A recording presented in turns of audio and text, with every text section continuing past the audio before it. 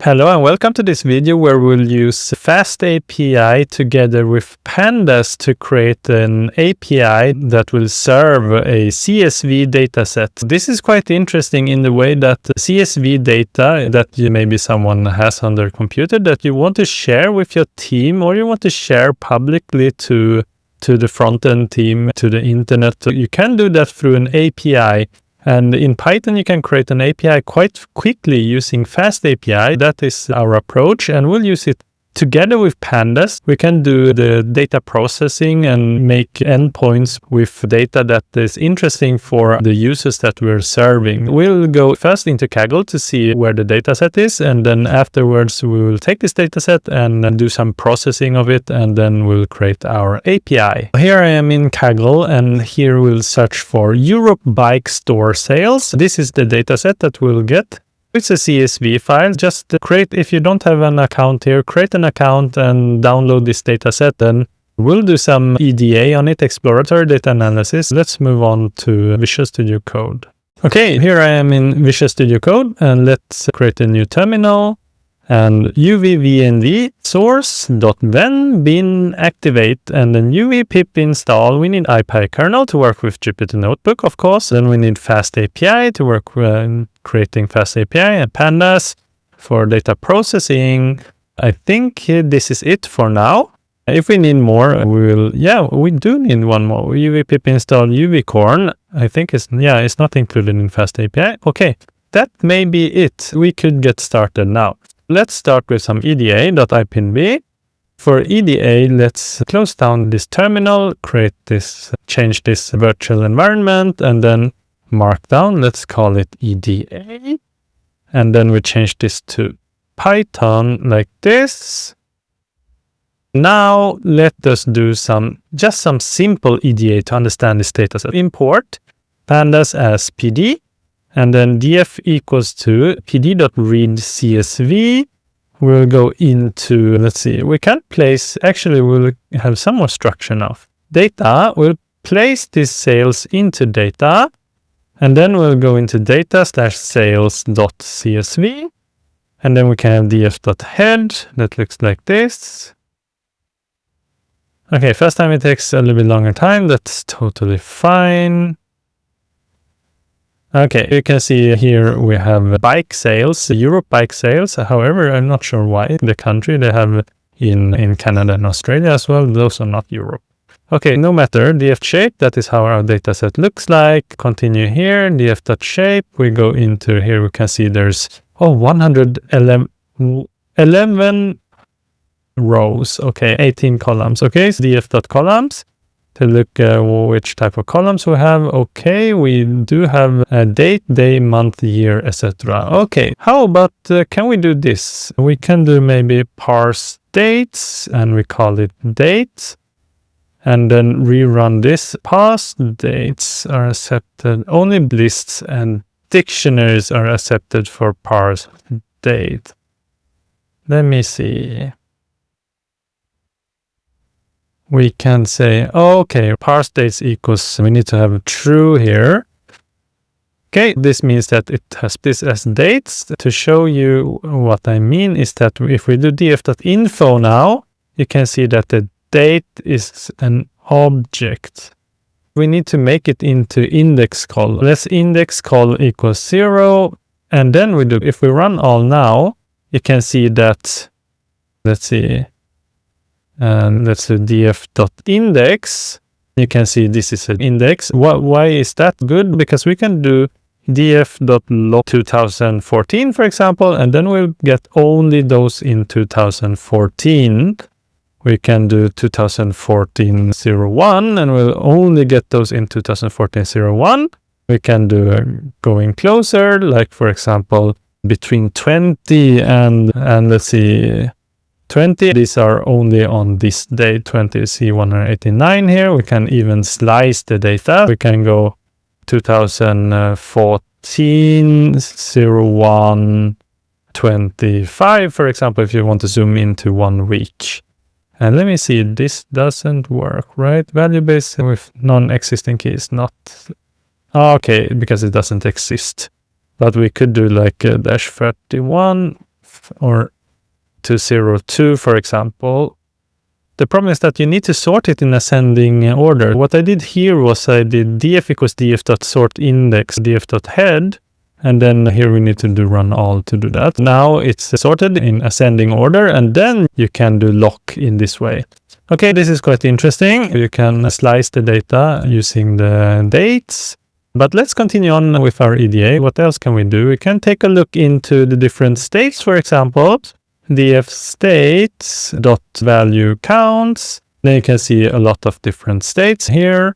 We can continue. These are the number of rows for each state. For example, California, we have 22,000. What does that mean? That means that we have this many transactions or purchases or sales within this state.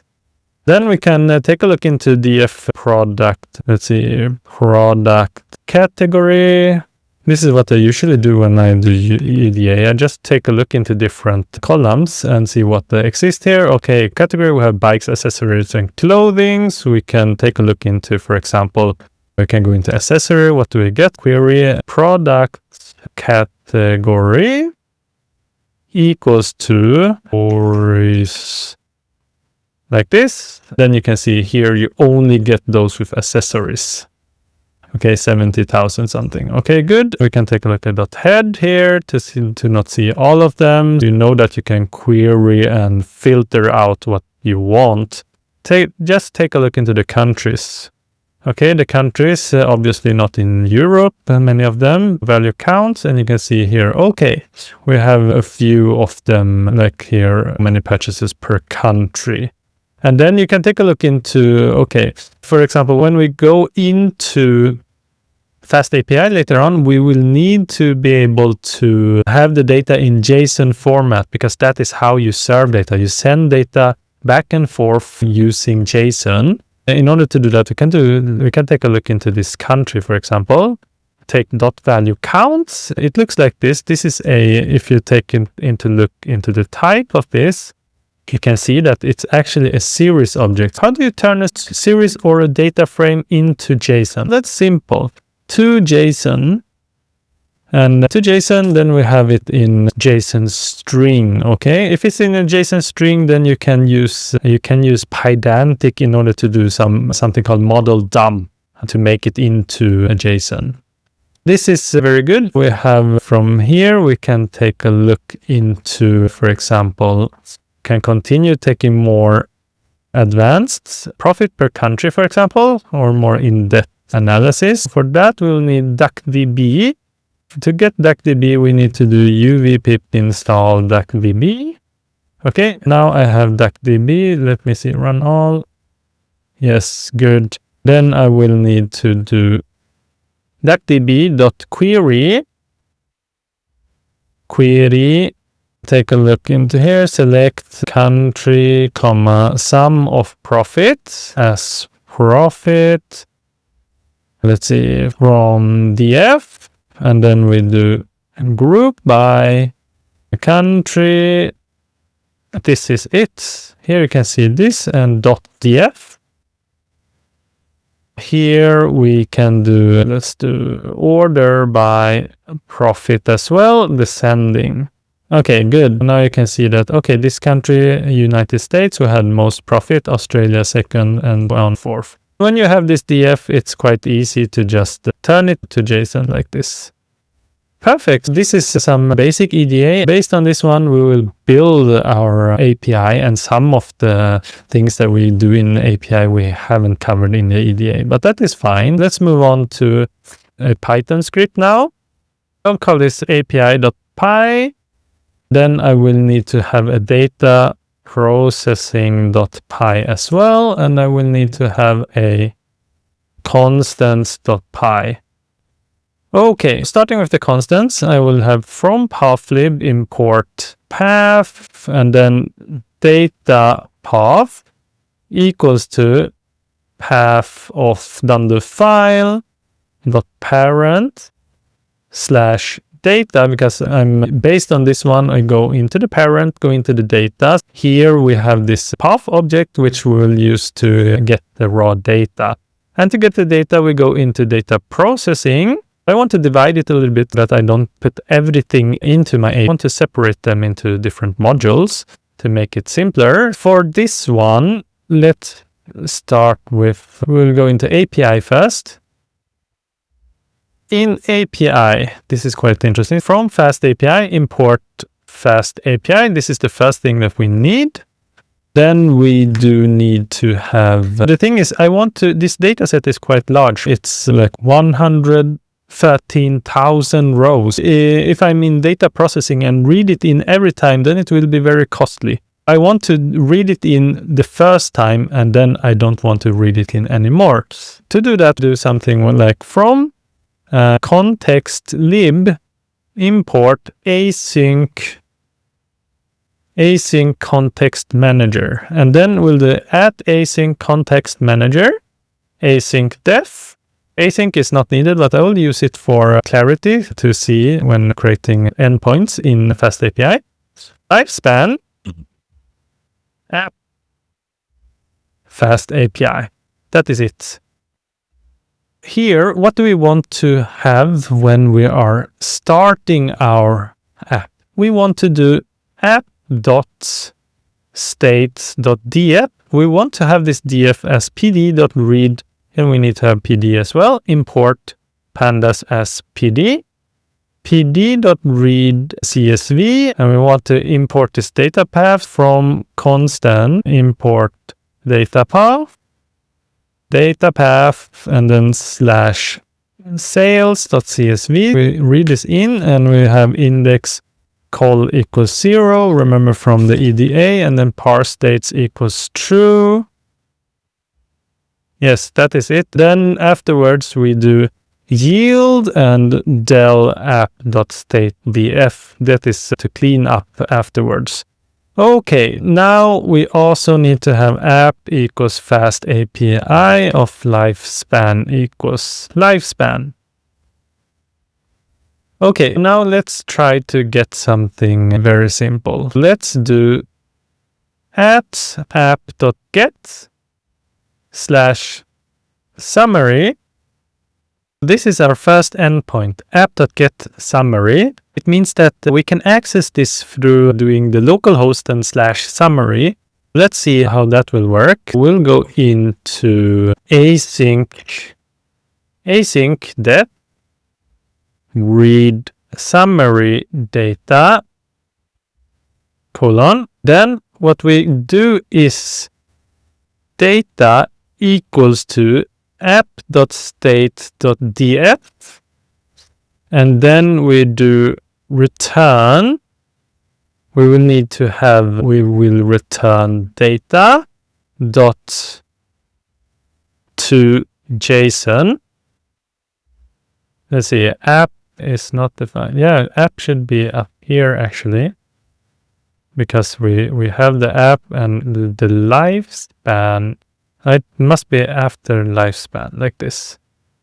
Then we have the app, we use the app here. Okay, perfect. Now let's run this. New terminal. Source.venv bin activate. And then we will do uvcorn API :app --reload. And then this will serve it on port 8000. Let's click on that one. And this is our API right now. Let us go into /summary, and you'll see there's an internal error. Let's see, why is that? Because data frame index must be unique for orient column. Okay, I have debugged, and the thing is I forgot to use describe. Then I also printed the data. You see here is the data. When I use describe, you can look into the browser and see what it looks like. It looks very strangely like I can print out indented code, but it doesn't matter. That is because this is a string. Let me do like this. We need to create a response. We need to do like this. Import JSON, and we need to dot like this.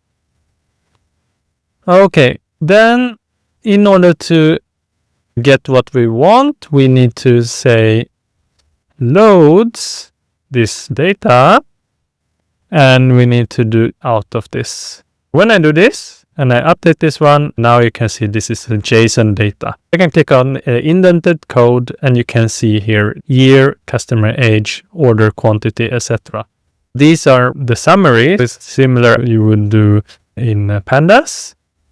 The describe method, if I do .describe here, we run this one in Pandas, it would look like this. In the response, it looks like this. This, when you parse it later on, you can find the day. It could be parsed as a dictionary, and then you have day here, and then you find the different count, etc. Okay, this is a way to do it, but I want to clean this up a little bit and make this reusable, that we can have it more dry code. What I want to do is that I want to go into my data processing here. And in my data processing, I'll pick this FastAPI responses and the JSON.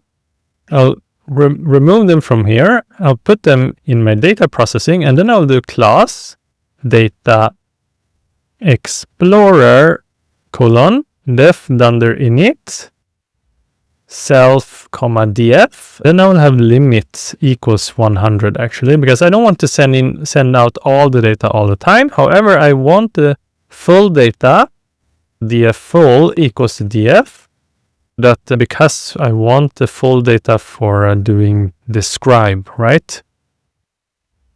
Then I will do self._df, so underscore that make it private by convention, df.head limit. Now I want to have the summary, def summary self. What I want to do here is self._df equals to self._df full.describe. We do the describe.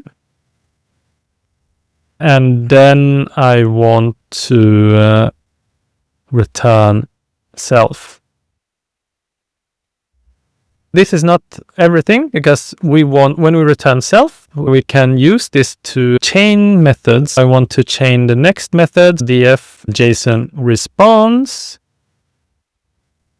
What I want to do here is that I want to have the JSON data equals to self._. Note that we overwrite the self.df here, right, with the describe if we use the summary. And then .to JSON, and I want to have orient equals to records. After I have done to JSON, I want to do return JSON response of JSON.loads JSON data. Now I put this into a class, and let me see, like this. Now this is in a class, and I can reuse this in my API. From data processing, import, what is it called? Data Explorer. Then here, data is equal to data explorer of this app.stateDF. What I do now is that I will do, instead of this JSON response here, I will just do data.summary, because this is a method, and then I'll chain it as well as using the JSON response method, which we just created. This should give exactly same results. You can see it's the same result here, but actually a little bit different. The difference is that I used orient as records. When it's in records, it means that we use all each row becomes, each of these are the rows. And in order to make it more clear, I'll do .t and then .reset index. Let's see, reset JSON data, internal server error, reset, actually .t to transpose it. Let's see, why is this? self.data. Oh, not in the JSON response. It should be here. T. Okay, now it's much better because now we can get, I will get each count, mean, standard deviation. The thing is, I also want to know which feature or which column this corresponds to. I do .reset index, and you'll see what will happen here. Now this is quite cool. You can say index day, then index year, index customer age, order quantity, and then you have all the statistical summaries here. So this is getting quite useful, but there are some things that we don't really want. For example, I don't want to have the count. I don't want to have day and year. So what we do is that we drop those, drop, let's see, drop count, comma, day, comma, year. Let me see if this works. Actually not. Let's see, drop count only. Drop the count. Oh, I need to have the right axis. Let's see. Drop count should work because this one is in. And when I drop the count, you see that count disappears. And then I want to drop the year and the customer, the year and the day as well. Those I need to drop with axis equals 1. Drop. Let's see, day, comma, year. Let's see, day, comma, year, and then dot. But here, axis equals 1. Perfect. Now you can see that they have disappeared. And we have customer age, order quantity, unit cost, unit price, profit, etc. Revenue. Yeah, this is quite good summary, I would say. This could easily be consumed by a front-end later on. For example, we could mix and match whatever front-end framework you want. You could use React, you could use Vue, you could use Leptus, you can use Streamlit, TypeHigh. There's a lot of things to choose from. Then you can consume this. Let's continue building on our a little bit. What else do I want? I want to show, for example, I want to show my data frame, but I don't want to expose my private property. I want to make a property out of it. Property, def, self, return self._df. For example, if you want to show the data, we could do that. We have /summary here. Let's make another one.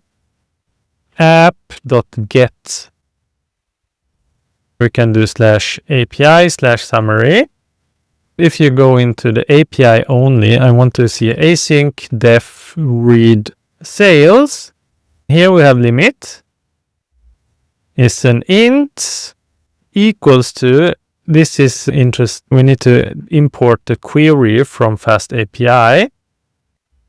Query, this one should be 100 by default, greater than equals 0, and less than equals to, say, 150k. What this means is that this is a query parameter. I'll show you how you access this route later on, soon. Data equals data explorer, as in before. We put in app.state.df because this is the one that we get from our, in the beginning when we start our app. And then we place in our limit. Then I return data.json response. How can I do that? That is because, let's see, data.json response, or let me think. And data, we put it in, get the limits. We actually should get self._df, and then here we do self_df.toJSON. Yeah, okay, that is correct. Okay, then we have, or actually we can do self.df since we have done a property here actually. Okay, yes. Here we have, let's see, it's called API now. let's see, slash API. This is the data. Here I get 100 samples of the data. Here is just different dates and different records. We can do, let's see, if we want to have more than 100, we can have or less question limit equals to 5. Then we get only 5. You can see 1, 2, 3, 4, 5. This query parameter works. Query means that when you want to access it, you use the question mark here after in the endpoint. Limit 50, then we get 50. We can go limit, for example, if we go 0, what will happen? We get this error thanks to this query here that says greater than 0. It says here input should be greater than 0. What if we have something super large and it will say that the input should be less than 150k? Okay, say 100,000. Yeah, then it loads a lot because it's quite large data set. You can see it's really large here. Maybe you shouldn't return all of them. You can make an offset, but for simplicity, I will just return everything. Okay, we have API, and then I did API/summary to get the summary here. Also, one thing that is important when you're working with FastAPI is that you can access the docs. This is super good. This is Swagger UI, and you can go into here and see this in action. You can see API. For example, here you can see default value is 100. You can try it out. You can say 10. Execute it. When you execute it, you can see this is the request URL that we used, exactly what that I wrote before, /API/ and then question mark limit equals 10. And then here's the response that we get. 200 it's okay. Let's create another one before we finish, because I want to make this a little bit simple. There's actually a lot of things you can do, but another method that we want here is KPIs, for example, self, comma. Let's say I want to have the country. I want to have KPIs per country. Remember that we did this in the EDA. If not country can be none. df equals self._df full. We get the full dataset. df equals self._df full.query. We want to query country, and we want to make it casefold. It's lowercase equals country. Basically, the country that you put in, we want to query it and find exactly those rows that correspond to this country, but we want to make it casefold, that if you have not spelled exactly as in the dataset, you can still filter it. Okay, then return some KPIs. What can we do? We can do total revenue is a string of df of revenue. Then .sum, of course, because we need to sum it. We can start with this one to see if it works, and we go into the API, and we can do at app.get /API. Actually, this needs to be before the general one. /KPIs. Async def total sale. Yeah, total. Let's say say read KPIs. Country is a string. It's a query parameters as well. I will give it as none by default. Data equals data explorer of app.state.df. Return data.KPIs of country. Why can I return it directly? Because it's in a dictionary format already. If I update this one, we can see here read KPIs. I can go into this one, country is none by default. Just execute it. And you can see that the total revenue is much. However, if I choose a country that exists, for example, I can go into, let's see. Let me check summary. No, I want to check read sales. Try it out with, say, 5. I can see a country, Canada. Okay. Then I will read in Canada. Canada. Execute it. And you can see the revenue has changed. United States. This one won't work. Or actually it works. Because it works because the actual URL, you can see it here. They have %20, which represent a space. Okay, you can see that this one works. That is quite cool. Let us continue creating a little bit more of KPIs that we want to expose. For example, we want to have total profit, string, df of profit dot sum. That is the total profit. We can continue here, copy that one, but I will go into cost,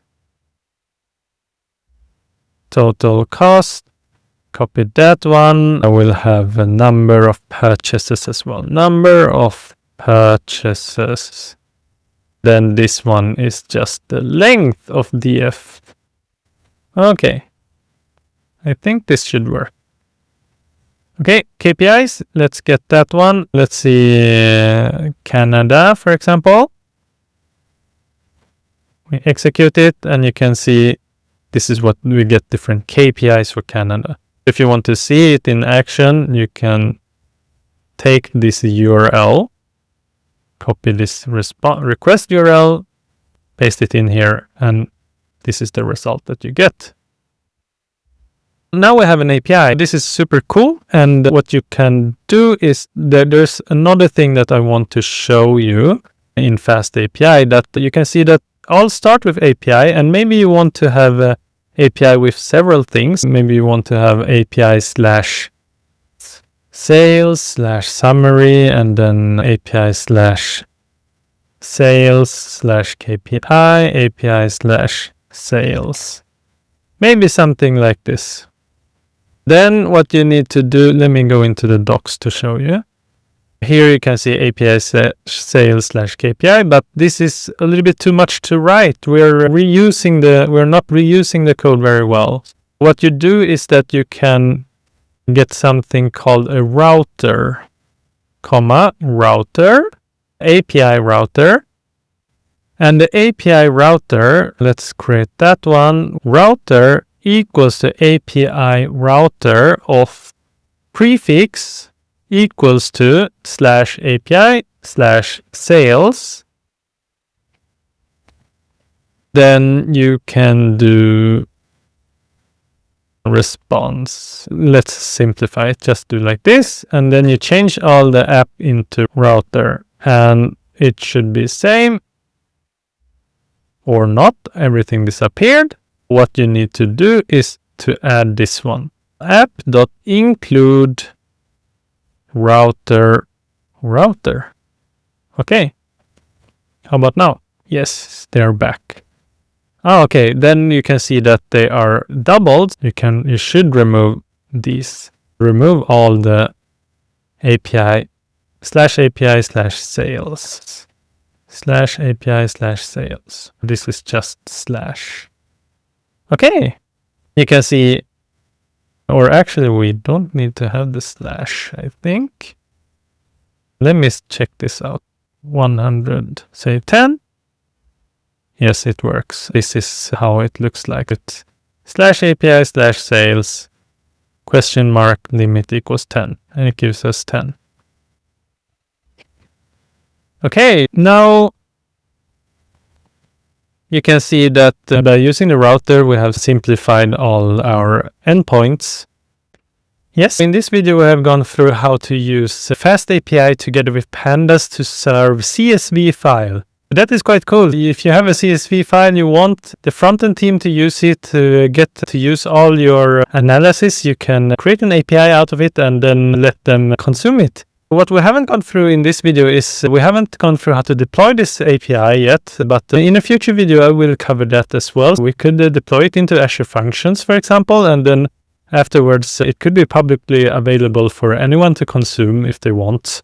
Otherwise, I think this was a quite interesting project to combine these two. I think it's really helpful because you take advantage of what Python is strong in, and Python is really strong in data analysis. Also, I will also show you how to use FastAPI with machine learning later on, that you can serve machine learning models, and that is super cool as well. But this is supposed to be a very basic video with FastAPI and Pandas, and I hope that you've learned a lot, and see you in the next video. Bye.